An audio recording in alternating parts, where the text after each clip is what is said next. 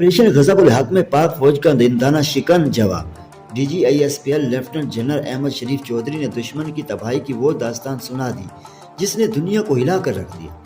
जनाब HD news के मुताबिक अब तक तालिबान रजीम के 274 एहलकार जहन्नम वासिल और 400 से ज़्यादा जख्मी हो चुके हैं। पाकिस्तानी शहीनों ने बॉर्डर पार फितनतुल खवारिज के ठिकानों को मलिया मेट कर दिया। दुश्मन ने 53 मकामात पर बुज़दिलाना वार करने की कोशिश की, लेकिन पाक फौज के शेरों ने तमाम हमलों को खाक में मिलाकर दुश्मन को इबरतनाक शिकस्त दी। इस खूनी मार्के में दुश्मन के 74 पोस्टें तबाह हो चुकी हैं, जबकि 18 चौकियां अब मुकम्मल तौर पर पाकिस्तान के कब्जे में हैं।